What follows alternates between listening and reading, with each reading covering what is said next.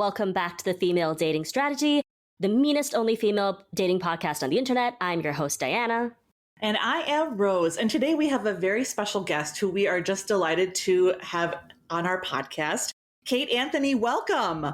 Oh my gosh. Thank you guys so much for having me. I think this is going to be juicy and fun. I cannot wait. And I'm so excited that I get to introduce you. We received your bio, and I know you were saying beforehand that you were like, we can cut this short, but I was saying we are not cutting down the brilliance of your life and your career. So I'm going to read a little bit about what we know about you, and then we're going to get into the conversation, okay? Okay. I'm okay with it. I can handle it. All right. Here we go. You can do it. You can do it. You've lived it. Now you can hear about it. So to our dear listeners, Kate Anthony that we have here today is a multi-talented individual. She is a former Grey's Anatomy actress and author, a critically acclaimed podcast host, and a high-conflict divorce coach. Kate is not afraid to initiate tough conversations about relationships, domestic violence, and the cultural implications of our New Age society. In her book, The D Word, Making the Ultimate Decision About Your Marriage, Kate dives deeply into the importance of self-work and the cultural understanding of marriage in order to sustain healthy interpersonal relationships. Through private and group coaching, Kate equips her clients with the tools they need to identify abusive relationships and feel empowered to make decisions for themselves and their children while feeling validated and supported. Her #1 ranked podcast, the Divorce Survival Guide podcast, has reached over 3 million downloads, and Kate has been featured as an expert in the New York Times, Forbes, Newsweek, and Pure Wow. Kate herself is a survivor of domestic abuse and has overcome many of her own challenges with navigating divorce with a child to consider. Kate's work as an advocate for women comes after a 20-plus year career in Hollywood, bookended by 5 years on Sesame Street and 5 years on Grey's Anatomy. Her background in entertainment allows Kate to thrive as a podcast host and take the mic or camera in crucial conversations, standing up for women and children who are survivors of domestic violence. Kate, welcome. Thank you so much for having me. We are so excited to have you.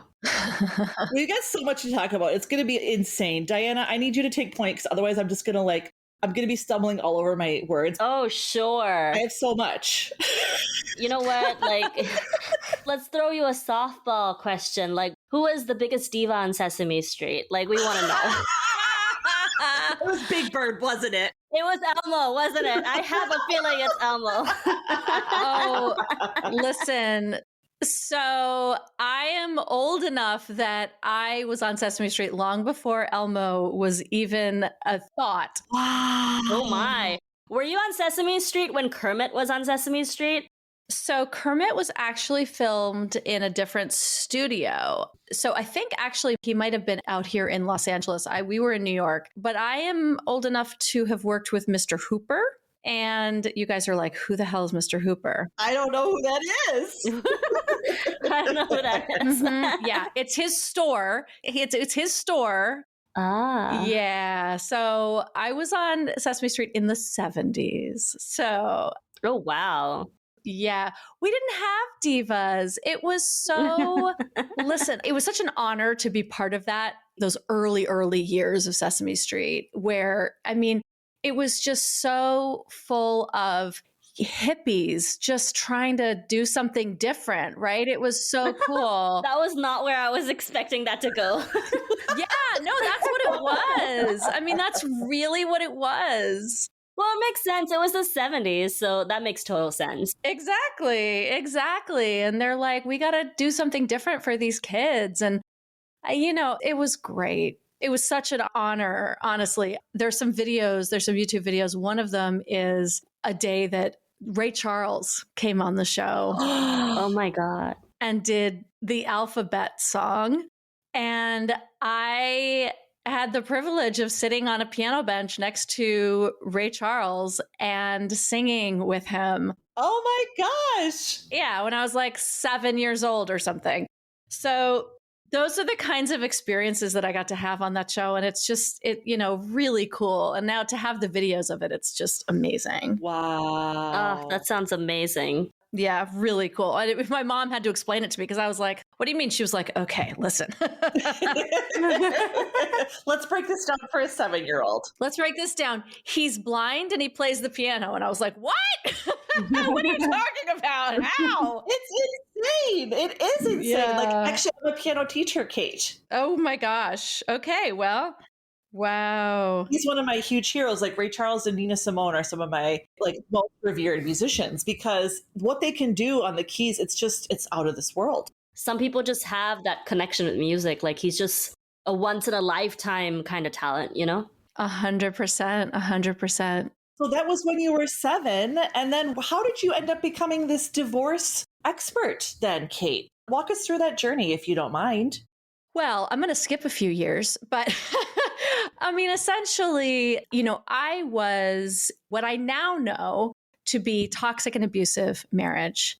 But when I was questioning whether I should stay or go, because that was really the biggest thing, was that I was trying to figure out how to make this marriage work. And, I loved him and we had a kid and we had this great life, but I was dying on the inside and everything on the outside looked really good. We were pretty. We lived in Los Angeles. I was on Grey's Anatomy. We had this adorable little, 2-year-old and everything. My ex-husband also works in the entertainment industry. And so, like we had the nice house, nice cars, like the works. On the outside, everything looked amazing. And on the inside, I was dying. And this was 2006, 7, 8. And I did not know, there was no Instagram, there were no podcasts, there was no information about what was happening to me. I just knew that there was something wrong. And I was, of course, in the process of being so deeply gaslit that I was questioning, as you do with gaslighting. It's not just when you're being lied to, it's when you're being lied to for the express purpose of having you doubt your own sense of reality. And I was so confused. I was constantly being, convinced that the feelings I was having about what was happening were not valid, or that it was really me, and that if I just tried harder, and that if I just did something different, if I changed my voice, the list went on. And eventually I kept asking people, how do you know when it's like when you've done everything?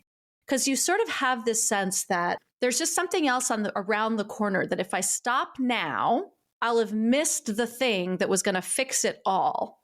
So you keep waiting and you keep looking and you keep researching and trying different therapies and different modalities, right? Totally not realizing that you're the only one doing the work, right? And, I kept asking people, how do you know? How do you know when like you really have reached the end of the road? And the response I got was, when you know, you'll know. And I was like, but I don't know. Right. That's why I'm asking. Thank you for being so unhelpful. So unhelpful. So, but eventually I did. Eventually I sort of had this moment that was I sort of liken it to sort of being hit upside the head with a frying pan. It was very clear. And I did know. And what I knew in that moment was that my son, everyone was like, you have to stay for the kids. I had, this couples therapist was like, you have to stay for your son. And all of this very toxic and wrong information that has now been deeply debunked about how divorce completely screws up kids. And so I wanted to stay because I didn't want to screw up my kid, obviously. And in this moment, this like frying pan moment that I had, I realized that I was screwing up my kid by staying, that he was going to turn into an abusive man, that he was going to choose codependent women and compliant women. And he was learning how to be manipulative and lie. I mean, that's all he was seeing in his life. And then I was like, oh, I have to leave for him. I kept thinking I had to stay for him, but I realized in that moment, I have to leave for him. And I did. And then somehow my ex and I managed to have a very amicable divorce. And people kept asking me, how did you do that? How did you do that? And so I decided that I wanted to help people do that. What I didn't realize at the time was that it was kind of luck of the draw, right? I was very lucky that I was divorcing somebody who kind of gave up the abuse somewhat after we decided to call it quits. Very unusual. It's very unusual. And he did in certain ways, but I think it also depends on what's important to them. To him, it was important for him to be seen as the most collaborative, the best dad. It was always important for him how he looked. And so for him, it was like, now I'm going to be the best divorced dad in the universe. And so that worked really to my advantage. So anyway, long story short, I went back to school. I got certified as a life coach. Then I went back to school and got certified as a relationship coach. And back then, when I was doing this, my coaching certification training took like a year and a half. This wasn't like a weekend course. And then I started working with women, and the more stories I heard, the more I started realizing like, oh, there's a pattern here. And I started learning more about domestic violence and realizing that that's what had happened to me because I hadn't quite identified it yet, right? And the more I learned, the more I realized, whoa, this is happening everywhere because I just kept hearing the same stories over and over and over again. And, what I know now after almost 15 years of doing this is that when women are in this, they tend to think that their situation is unique, that they're the only one this is happening to, that they're really alone in this. And what I've learned over the last 15 years is that, first of all, this is systemic. So mostly this is what women are experiencing, right? Because this is how patriarchy conditions men to be in relationship. And this is how patriarchy conditions women to be in a relationship. So the imbalance of power and control and the use of coercion and control to be in relationship is actually the air we breathe and the water we swim in. And so talking about this more and more and more and more helps women realize like, oh, it's not me. It's actually the relationship and I'm not alone, right? Now we have podcasts. Now we have Instagram. Now we have all of these tools where we can shed the light and sort of turn on the light for women and show them that, number one, they're so not alone. And number two, it's so not their fault. And number three, there's a whole sisterhood of women out here who are opting out and not having it anymore. And you can join us. And it's fucking great over here. If I may ask something, Yeah. when we started our Reddit forum, there were a lot of women talking about like a mask switch. When they were in the relationship, the early days were really good. And then sometime along their relationship, there was like a little flip. For some people, this flip lasted a lot longer. It was like after they got married, there was a flip. In your situation, if you don't mind answering this question, it's fine if it's too personal. But, were there any red flags early on, like now in hindsight? Did he display any of these behaviors like early on? Totally. Or did he like wait until the marriage to flip it on you? Oh, no. Oh, God, no. I mean, we were together for 5 years before we got married. And it was so high conflict and toxic from very early on. But there was the initial period of the love bombing. Now I know. So now I know that this is sort of a hallmark of being in a relationship with a narcissist, right? That like they attach themselves to you and you are the answer and you are the solution and you're the thing that's going to make them better. Right. And so there's that early period of like exaltation. And this is the most amazing thing ever. And it's intoxicating. Like as a woman who grew up with my dad wasn't in the picture when I was growing up, he was in and out. I was really primed to be selected for this kind of relationship. And it was absolutely intoxicating. Like I just wanted the fantasy. I was primed for the Disney princess, kiss me and save me and, right, the whole thing, right? So I was all swept away in it and it was amazing and beautiful and wonderful. And then these things started happening, right? And they were very like jarring, where we would be at a party and we would be having a really great time and talking to people and he would start bristling at me. I would be talking to people and he'd stand there just bristling and like shuddering when I was speaking. And then we'd leave and I'd be like, what's going on? And then I would be given the litany of how I had done things wrong and how embarrassing I was. And up to that point, like no one had ever told me I was embarrassing. And I'm not, right? I'm not. And that's his childhood shit. Now I know, like his dad was, and like all of this stuff, and that was his stuff. And it's stuff that, you know, to his credit, he's worked on a lot, but it was all my fault. And I'd be like, well, I don't know what you're talking about. Like, I didn't do anything wrong. He's like, well, you did. And if you would just, you know, and so then I would go, okay, well, I guess, you know, this is how I have to be in relationship with him because I love him. And so, you know, when up until this point, it's been so wonderful. These little things, they're quite large. They feel like a blip. They feel like they are anomaly in the relationship. And then as time goes on, they become more and more present and they happen more and more often. You know, I look at other women because, you know, I'm a boob man, you know, and I had no boobs, you know, and I'm like, okay, and, right. And you're shifting your way of being, you're shifting your way of talking. You're trying to get back to the thing that you had at first. And it makes sense. You're like, oh, okay, well, these things are blips. These things are anomalies. If I just shift a little bit, then we can just get back to things because he tells you. He's like, well, if you just did this, then everything would be fine. You're like, oh, okay, I'll just do that.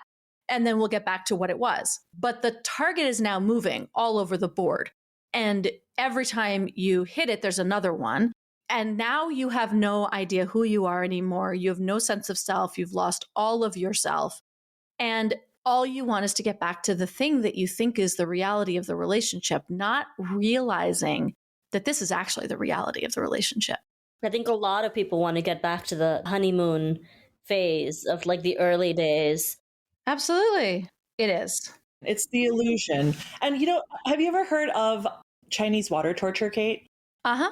So this reminds me of, you know, there are two ways of looking at water torture. Like one is, you know, you use it to torture people. And the other way of looking at it is the Chinese talk about how the approach to a problem is like water on rock. You know, rock is this immovable force. Yeah. That's seemingly imperious to all of the elements, but one drop of water over time, continually dropping, changes the entire face of the rock. That's exactly right. And so that's exactly what they're doing to you over time. It's not only are they torturing you, but they're literally changing who you are as a person. And it's not to say that you can't recover that, but you will never be who you were because you've undergone such a prolonged traumatic experience at that point. That's right. That's exactly right. And I always say, you know, we talk in recovery from this kind of abuse about, you know, everyone says like, I want to reclaim myself. And it's like, you're not that person anymore.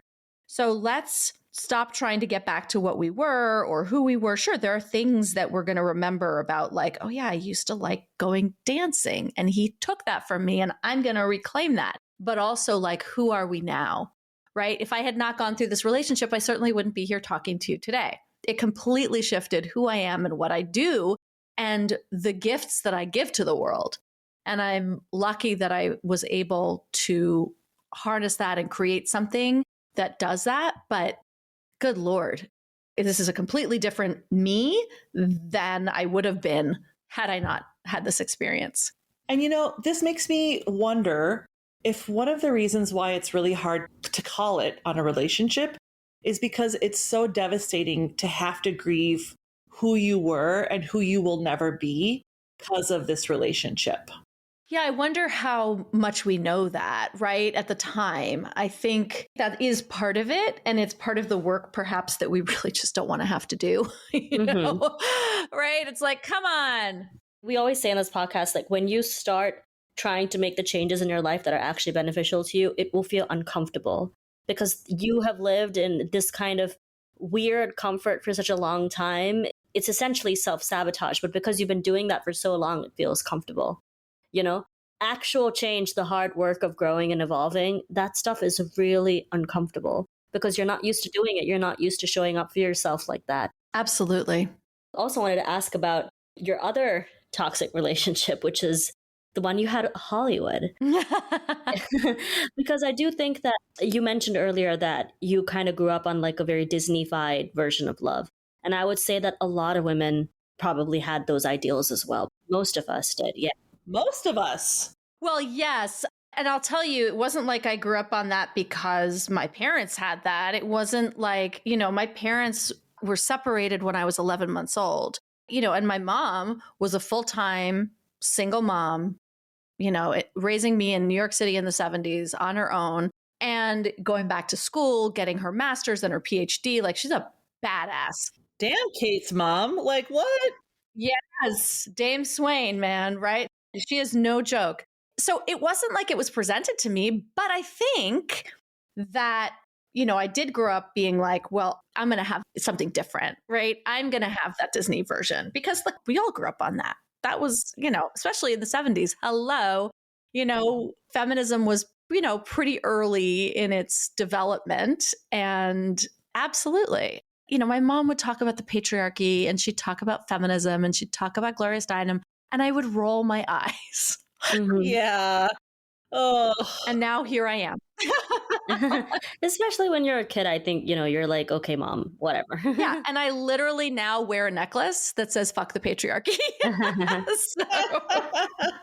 there you go. But listen, that's the wisdom of experience. But you know what? I did want to ask because, you mentioned that when you were leaving your relationship, you also left the industry. Yes. And speaking as a person who's working in the industry right now, being a person who writes stories for the industry, I can see that a lot of the content that they're making right now, even like the content that they were making years ago, we were talking, I think last week about like King of Queens and like all of those like Kevin Can Wait and all these like sitcoms about like the mediocre, kind of negligent, sometimes cruel husband. And it was played off for like jokes and gags while the wife is like this beautiful bombshell who has to like put up with his bullshit. Even the dynamic of like this man disrespecting her and treating her badly was like taken as a joke. Hollywood had a role to play in minimizing women's traumas and struggles in marriages and in heterosexual relationships. And, be curious to know, with your work experience, what did you feel as a person who was working in it, but also what do you feel like now that you've been out of the industry for a while, like looking back at it and looking at what the industry is now? Like, do you feel like gotten worse? Do you feel like they still peddle these messages? Like, what do you think? Yeah. Oh, I have so many thoughts. I mean, first of all, when I left the industry, it was really because as an actor in particular, everyone has this sort of image of like, being an actor in Hollywood, it's so glamorous. And it is anything but. And being an actor, you're basically the lowest on the totem pole unless you're an A-lister, unless you're the star of the show, right? And so as an actor, you're in an abusive relationship with an entire industry. You go into auditions and you bare your soul and you basically like open every vein and you leave it on the floor. And then they're like, okay, thank you. And then you have to like leave. Then they ghost you. They don't say, hey, we've got another direction. Nobody says, you know what? That was amazing. Thank you so much. We're actually going to be going in a different direction, or like nothing. They just don't tell you. You are, you're ghosted. And it's a really, really toxic thing for actors. You book 1 out of every 100 auditions you go on. You are expected to give and give and give and give and give. And if you set any boundaries on that, then you're just ungrateful, right? And the return on the investment is minimal at best. And so I just was like, wait a minute, if I'm not doing this in my marriage, like hell, I'm doing it in my career, and I had friendships that fell apart in that time too, my closest friendships, because again, it was same dynamics. And so that's sort of what I saw in the industry. It was really more about how actors are treated. But in terms of the messages that they're portraying, I think that we're getting better, but also there's some band-aids. Like, we're going to make it look a little bit different. We're going to make it seem like this is really women-centered and focused. But if you look too deep under the cover, you're going to realize like, oh, no, it's not. Right. It's just the same old, different packaging, right? This is an attitude that goes back to the very beginning. I mean, if you look at any sort of patronage system, which essentially is what entertainment is, I mean, if you go back to the days of like the aristocracy and even today in present Russia, the ballerinas and the opera singers were basically the high-end escorts, right? And actresses as well. It was never considered an honorable or suitable position for highly well-bred ladies. right? I think from the very beginning, many of the men who make up the industry look at it as, it's an open range. I mean, I think it was John Huston, the director, who referred to actors as cattle. That's right. Exactly. And that's the feeling. That's how we are. I don't think that's changed. Exactly. No. So it is interesting that this parallels your sort of emancipation from your marriage, and that marriage mentality also coincided with you really taking a look at sort of the dynamics across the board in your life. Is that right? Yeah. Oh, absolutely. Look, if you're going to end the biggest relationship basically in your life, right? The biggest commitment you've ever made, and you're going to tear that down, why on earth would you perpetuate the same dynamics in any other aspect of your life? Like, it just doesn't make sense. But also, right, I had grown into a person who no longer accepted unacceptable behavior. I'd grown into a person who had boundaries and self-respect. And so when similar behaviors and toxic people showed up later, I was like, oh, wait, that doesn't fit anymore. Wait a minute. That's like literally not who I am anymore. And so it was easier, not easy. It was easier to recognize and go, oh, wow, that's so weird. It doesn't fit anymore. I used to wear that relationship like it was a, comfortable sweater. And now I'm like, oh, it's actually prickly, like really hard wool. And I don't want this on my body anymore. Yeah. Is this something that when you're going through these coaching sessions with the clients that come to you, walk us through a little bit about, I saw on your website that you have like a listing of, you sort of have like different tabs under the different processes that people will go through when it comes to approaching divorce. Walk us through a little bit about what it looks like for these clients who are coming to realize that there's one book that I've always recommended to people who are really kind of on the fence. I'm sure you've heard of this or perhaps read it. Too Good to Leave, Too Bad to Stay. Yeah, it's a great book. It's by a woman named Mira Kirschenbaum, who I adore. It is a great book. It's a really wonderful book. And I actually reference it in the introduction to my book as well. I mean, she's the OG. Right. It's iconic. Yeah, she is. She's the OG. I adore Mira, and she's very supportive of my work too. That's awesome. Yeah. Women supporting women. We love it. That's right. That's right. We're all about it. We're all about it. So, what you're talking about is the decision roadmap that I have. And there are the stages that you'll predictably go through when you're trying to decide whether to stay or go. And, the three main stages are deciding, right? And then decided, I've decided, right? And then done. And then within each of those, there's this sort of roadmap that we go through. So when people are trying to decide whether to stay or go, there's the first stage is like, I'm questioning this, this is weird. Then you start to have this dawning realization. Then you turn to your partner and you're like, I'm having this realization. I need you to not do this anymore. Here are the issues. Let's go to therapy. Please help this not be, the outcome. And when you're in an abusive relationship, 9 times out of 10, either will not go to therapy because they're not the problem, you are. So if you have a problem, you should go to therapy, because here's the thing, this relationship works really well for men. Marriage is designed to work for men off of the backs of the labor of women. So when we say there's a problem, they say, there's no problem. Right. You're the problem. That sounds like a you problem. That sounds like a you problem. And they're right, by the way. It is an us problem. But what I like to say is that in a healthy relationship, if one person has a problem, the relationship has a problem. And so the proper response is, oh shit, you're not happy. I'm happy, but you're not. Then this relationship is not happy. So let's go figure out what we have to do about it. But that's usually not the case. And then when they don't, we get angry. Righteously, there's righteous anger, right? And we're begging for someone to see our humanity. We're begging the person who claims to love us to actually see us as a human that matters in this relationship. And then when they don't, we fall into some serious amounts of grief and despair before we come to acceptance. And this is why when women are done, we're done. because we have gone through this entire process, and most of us have grieved the relationship before ending the relationship. So when we're done, we're done. What do you do about the men, though, who have like that weird come to Jesus Hail Mary thing where like they suddenly start trying to salvage the relationship just as you're ready to exit? Yeah. Well, so there are a couple things I have to say about that. Number one, usually that's a tactic.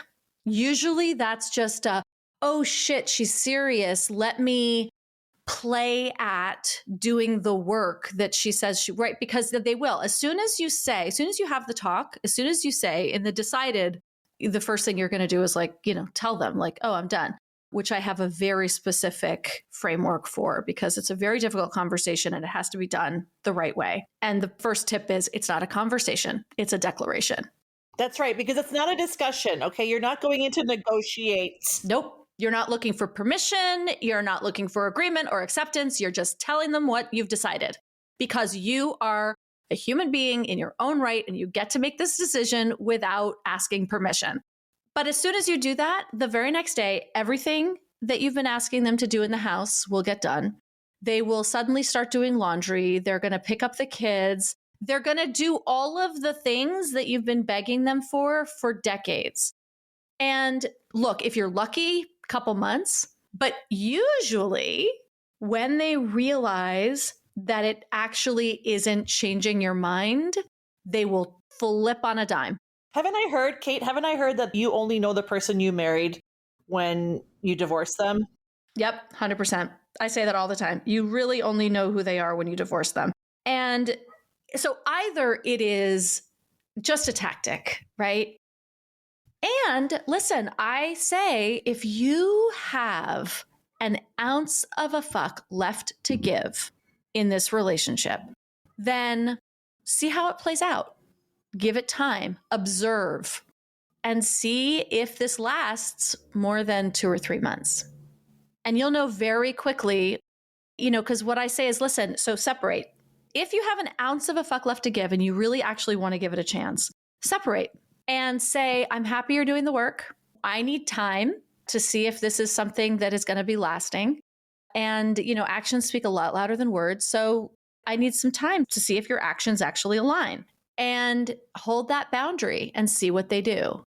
Usually they will backslide very quickly. If they're actually doing the work and they're actually interested in making changes and they call the therapist and make appointments for therapy, if they find the couples therapist and they do the actual work of, reading the books, listening to the podcasts, women consume 75% of personal development work. So who's doing the work here? So if they're going to take on the brunt of that labor and they're really going to do the work, then you might have a chance. You really might. And in your experience, how often do they do the work? Rarely. Okay. Well, I expected that. Because like you say, it works for them. And if this one isn't going to work for them, they'll just get into the next appliance replacement that will work for them. Well, right. And this is why men remarry so quickly after divorce. They get into relationships immediately. Because they need a new wife appliance. They can't function without us. And it's why they skew younger the next time. And this is why me, as a 53-year-old woman, have been single for as long as I've been, because men my age are not dating women my age. And I don't want to date men in their 60s and 70s. I mean, 60s maybe, but It's because you can smell their bullshit a mile away, they know they can't manipulate you. That's right. I don't tolerate, and they know it. Absolutely. And so they're dating women in their 40s or, 30s who are like, oh my gosh, you're so amazing and accomplished. And they haven't figured it out yet. These women haven't been through what we've been through, and they haven't figured it out yet. And, I haven't got time for that shit anymore. Yeah, I just wanted to ask because, you are obviously a really strong and willful woman and you know who you are. I mean, for someone like you who's got the experience, who had the ability to leave, I'm sure at some point you've had some clients who have been unable to leave for reasons, because lots of women have dependencies on men. Now we have this rise of trad wife culture where women are being encouraged to be financially dependent on men to a degree that's stupid. And I mean, like, there's no other way to describe it except it's fucking stupid. You know what I mean? Like, I mean, spend his money, but keep your money too. Like, I'm all about making sure I spend, like, his money is our money and my money is my money. That's how it works. Okay. Correct. And that's how it'll always work. I don't know anything else, and I'm not about to struggle that way. But I mean, you know, there's a lot of women who come from countries where they're financially dependent on men or don't have a support system. Their families, like, I had a friend who was in a very abusive marriage years ago, and her parents are pushing her to have a reconciliation with her husband, even when it made no sense, you know, because of like the stigma of divorce in the community. And like, she had no independent wealth. She was so reliant on him. So, you know, have you ever dealt with people who have either been emotionally or financially dependent on the man and have no other support system? And so, like, you know, for those people, I would imagine it's so much harder to leave. So what would your advice be to people like that? Well, so first of all, I mean, yes, I deal with that all the time, especially the financial disenfranchisement. I mean, 99% of domestic abuse cases involves some form of financial abuse as well, because it's the biggest piece that they can control. Okay, sorry to interrupt, but this is something I've been saying from my first episode, and I will continue to say it. And the reason why men want to be able to feed you, the reason they want to be the ones bringing the food to the table is because if they can't starve you, they don't want to feed you. That's right. I love that. That's very well said. Absolutely. Yep. I might borrow that from you. Please, you take it freely. Yes, because it says everything. Like, yeah, oh, you want to provide for me, but you want to be able to use that as the carrot and the stick. That's right. That's exactly right. That's exactly right. And so, you know, the first thing we have to do, fortunately, currently, right now in the United States, we do have laws that protect against this. And so the hardest thing, there's so many women who they don't have enough money to get an attorney to be able to get the money that's rightfully theirs, right? So I'm thinking of a woman right now that I know, and she has zero access to their bank accounts, money, nothing. She's given a very small allowance because she's a child. She's his dependent. She's his dependent. And I keep saying, you know, once you get out, you're going to be so much better financially, but we got to find a way. We got to just get an emergency order for you to have access to money so that you can divorce this man, right? But then how is she going to get the emergency order? She's got to hire an attorney. She can't hire the attorney because she doesn't have the money, right? This is how they keep us trapped. So, you know, legal aid is a huge, you know, really big piece of this. And there are domestic violence shelters. One of the things that I really want people to understand is that a domestic violence shelter is not just a place that you go. It's not just a place where you go and hide. It's not just a shelter. They have legal aid. They have advocates that you can call and talk to. And they have resources available in your community that are beyond just running away and hiding in them, right? So when I tell people to call their local shelter, they're like, well, I'm not going to go and run away. I'm like, that's not what we're talking about here. We're talking about gathering information. Oh, I didn't realize that, because I'm always talking about people need to take advantage of their local libraries. There's so much more than just books, right? It sounds like these domestic shelters are really like libraries specifically for women who need to emancipate themselves. That's exactly right. That's exactly right. And they're overrun. Right? They're overrun. You know, and this, by the way, is why there is such a push right now to roll back no-fault divorce. And it is a state-by-state issue, but I can, you know, all but guarantee that in the next year or so, a bunch of states are going to roll it back. And then once that gets rolled back, the women in those states are going to be really, really, really screwed, because they're going to have to go to court to prove abuse, which is very difficult to prove. If it's just coercive control, which underpins all forms of abuse, but if he hasn't, you know, given you black eyes and broken your bones, proving the abuse is very difficult. But if you can't hire an attorney to take you to court to help you through the process of gathering the evidence, then like it's a moot point to begin with. Right. It's a non-starter. It's a non-starter. And so we're going to see we're going to see domestic violence rates skyrocketing. We're going to see women's suicide rates skyrocketing, just as they plummeted when no-fault divorce became the law in all of the states. Yeah. Part of it, part of it is to keep them dependent, but like the other part of it is also, I think that if, a lot of women are given the suggestion when they're seeking divorce to be like, oh, have a kid, it's going to help the situation. And I think that men, I mean, I'm not even joking. There's a lot of Oh, women I I know that know. have been given that advice. And baby trapping is another way that men keep women in their grasp, Mm-hmm. That's right. That's right. Absolutely. And, and also forced pregnancies, right? And then, the incidence of marital rape is so high. The amount of coercion, reproductive coercion, it's staggering. And in 30 states in the United States, there are only 50. In 30 of them, it is 100% legal to rape your wife as long as you didn't have to use any kind of physical coercion.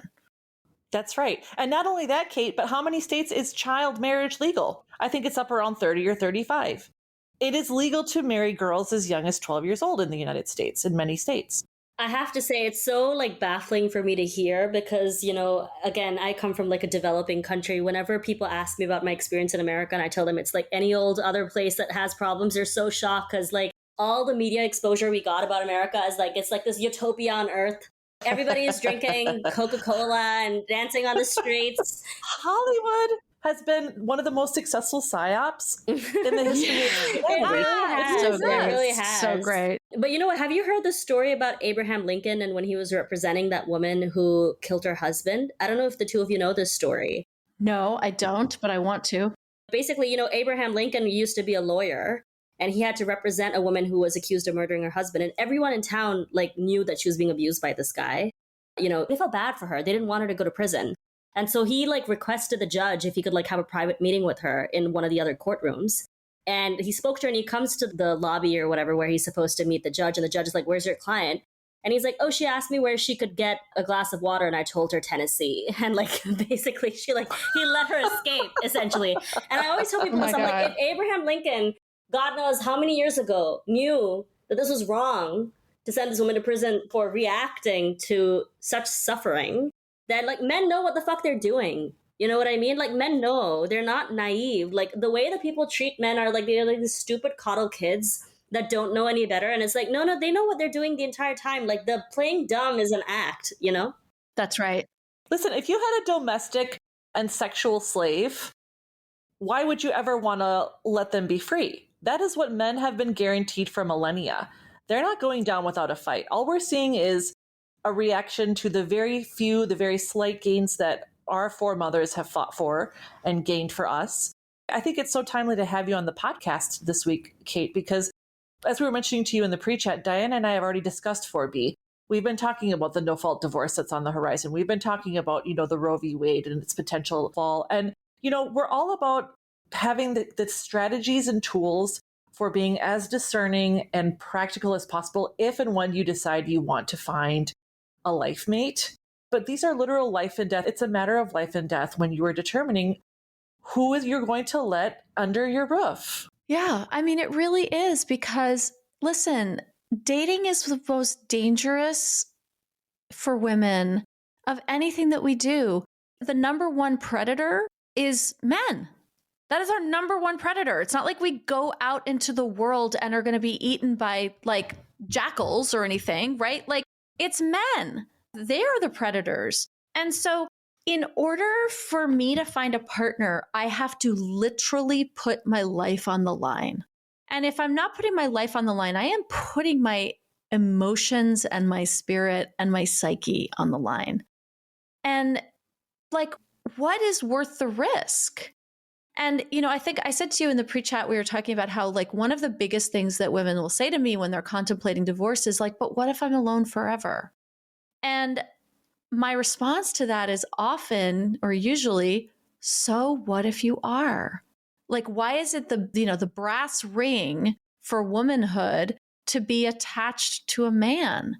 My life is so much better without all of that bullshit in it. And then, yes, of course, I also am a human being and I want connection and I want love and I want physical touch and like all of the things, right? And the fact that in order to fulfill that human need, that I have to actually put my life on the line is fucking insane. And it's infuriating. It's infuriating. It is. Also, people always tell you that dating is supposed to be fun. And I can say, I don't know about Fuck when you that. stopped dating. Fuck I that. stopped dating like 4 years ago. When? And I was like, I stopped dating. I stopped Yeah. dating the second I realized this is not fun for me. It's not fun. It's Nope. not fun. And I'm not going to spend even an hour doing something that I don't find fun. You know, like I feel like that's such a waste of my time. We all have finite lives. We're not immortal. I don't have endless amount of time to fucking waste on these stupid guys. Like I'm not going to do that. Like I could be doing, you know, cultivating a hobby, like, you know, growing some plants, getting a pet, like traveling the world. Taking a nap. Taking a nap. Literally taking a nap. Like naps are fantastic and they're free. And like, you know, when just to check in, like when after you got divorced, how did you go back into dating? Like, did you take like a pause? Like, Oh, no, not at all. I hit the ground running. I was like, I'm going to find me a new husband because I hadn't figured it all out yet. And so I was dating and dating and dating. And I was obsessed with whether this guy liked me or that guy liked me. And I was, you know, basically the same. I was repeating the same patterns. And my therapist was the one who was like, you know, maybe you should take your own temperature. You're so busy trying to figure out if they like you. Do you even like him? And I was like, no, I don't like him at all. My therapist said the same thing to me. She's like, it doesn't matter if he likes you. Do you like them? And so I think this idea, we talked about this as well in our pre-chat, like the idea before you just are out there, like ready to get back into, you know, to storm the castle again, like, where are you at with yourself? What have you done and what have you changed and how have you learned so that you're not just repeating these endless mistakes and so that you're actually centering above all yourself? Yes, that's right. And so, you know, look, Dr. Ramani says that you should take a year, like a full year. I love her. We love Dr. Ramani. We need to get her on this podcast, Diana. At some point, yes. She's amazing. She is amazing. And she's right, you know, that take a full year of being alone and learning to center yourself. Sit through the uncomfortable times, sit through the loneliness, figure out how to fill your own cup. It takes a long time, and you're going to go through a full cycle of seasons of, oh, okay, what do I like? Okay, how do I want to be? And, you know, I think it's the best advice. I wish I had taken it. I certainly did it later, and it's been, you know, it's been great. But I think that that's right. And then when you go out, right? Then when you start dating, you know, when I talked about that like itchy sweater before, right? That like, then when you go out and start dating, you get to say, well, does this sweater fit? Does it feel comfortable? You have some context, right? You're like, oh, this is who I am in the world, and this is how much peace my life brings me. Are you adding to it? Or are you just an annoyance to that? And if it's an annoyance, like next, move on. And you're far more primed to be able to take your own temperature to really figure out if this person is worth your time and energy. Because let's be honest, it is always our default training, the propaganda and the inculcation of self-deprecation and self-denial and self-abnegation and self-martyrdom. It's our evil, rotten legacy that we as women will have to be overcoming for the rest of our lives. Also, just to speak plainly, like we put men on a pedestal that they don't deserve to be on. They're way too boring to be on that pedestal. I think it's about time we remove them from that pedestal and put ourselves on that pedestal, because every single time. Remember, Diana, remember what you said about religious men and non-religious men? Would you repeat that for Kate? Was that about the Andrea Dworkin quote? No, you were like, listen, you need to have the attitude towards men where like for a religious... Oh, yeah. For a religious man, he will be, you know, he will abdicate God and follow me as his one true God. And if he's an atheist, I mean, if he's that's a religious man, right? Yeah, if he's an atheist. Non-religious. Yeah, if he's an atheist, he'll believe in God. And if he's a religious man, he'll basically abdicate God and follow me instead. That's right. Like that as his one true religion. As his one true religion. Unless you become the one true religion. No, because you know what? I'm not even joking. Anytime I've had an interesting date where I've had a lot of fun, I was like, oh yeah, I was the magic. That was me. That was me. I was the showstopper. That was me. Like, I've had those sessions with therapy where she was like, oh, were you having a good time or were you the good time? I was like, I was the good time. I know. That's amazing. I know. I was the good time. And I think a lot of women need to stand in their power and realize that you are what makes him interesting. Okay. He's just Ken.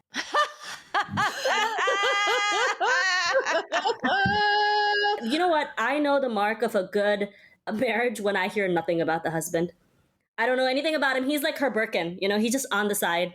I don't know anything about him. It's the best. Like one of my friends was actually in a happy, healthy relationship. The only time I hear about her husband if he's doing nice things. Otherwise, I don't hear about him at all. I don't know anything about him. I don't even think I know his last name most of the time, even though she's taken it, so I don't even know. Oh my God.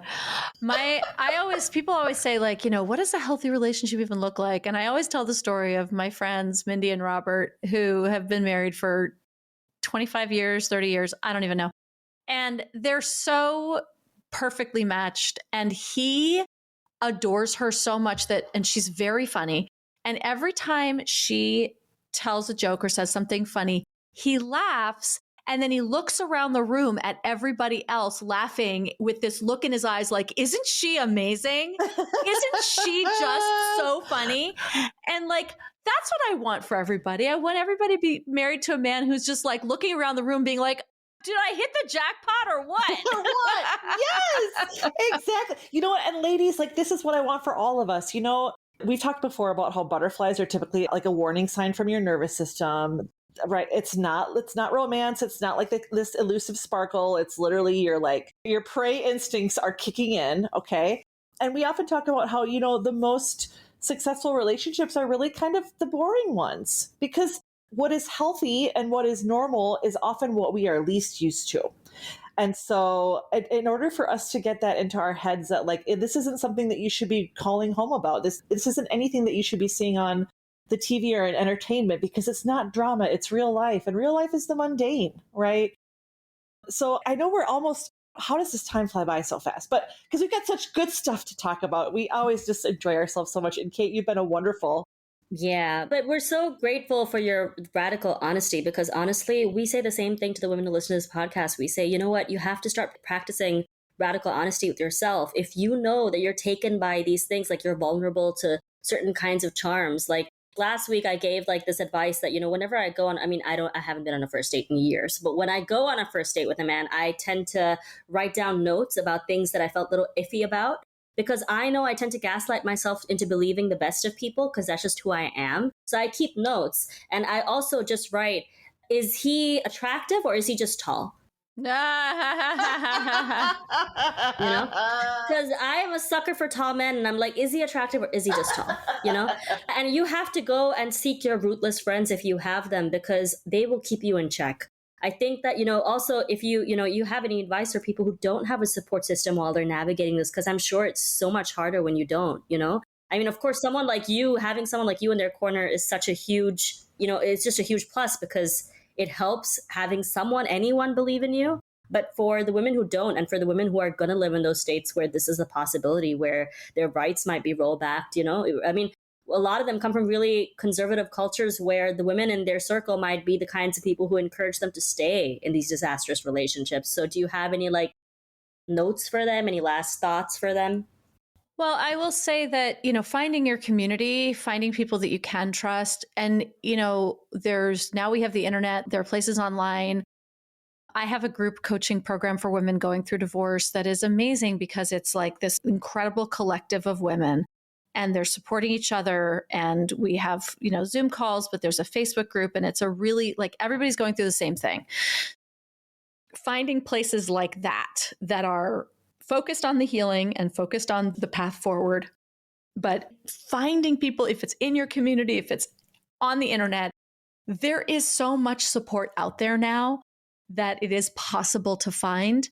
And that's not to bypass the fact that sometimes, you're going to have to leave behind a whole community, and that is very, very painful. I've worked with women who are in very radical religious, sects, cults. And women who have had to walk away from their children because, their male children are going to align with the abuser because that's what's safest for them. And because, if they're in this culture that is so indoctrinated into this, leaving it is, it's dangerous. it's dangerous. And there are a lot of sort of safety nets that need to be put in place for that to be safe. And that's also a reason that some people don't leave. And, you know, for like my clients who have chosen to leave their families, their children, their parents to get out of the abuse, you know, good God, the amount of strength and courage it takes to do that is enormous. And also the amount of strength and courage it takes to say, it's actually too big of a risk and I'm going to stay. It's also noteworthy. And there are ways to create safety within the confines of those relationships and those cultures if possible, but it's obviously needs to be done very carefully. You know, there's so much to be said about that, but yes, there are groups, there's community, wherever you can find it, join it. That's right. We are stronger together. We are unionizing as a gender, and things can only get better the stronger we become. And let the men be scared. And let them run, let them perish. Let them eat cake. Yes. Let them eat nothing. Let them eat cake Let that them you cook didn't their bake. own sandwiches for you. Let them make their own sandwiches. You know? Yes. But you know what? We do want to thank you all for being a part of this podcast today, but also just for the work that you're doing with these women. You're changing so many lives. Honestly, you are just as badass as your mother is. Like mother, like daughter. Dame Swain and co. Dame Anthony. Doesn't have that same ring to it, does it? You know what? That's because it's damn Anthony. That's what it is. Oh my God. I'll take it. I like it. It is. That's what it is. You're right, though, Diana. You're right. You know, on behalf of all of our listeners and as on behalf of our sisters, you know, you're doing the goddess's work, Kate. And so many more of us are needed. And we just have to stay in the fight. You know, it continues and we're in it to win it. It does. Thank you so much. I love this conversation. You guys are doing great work too. And was really, really amazing.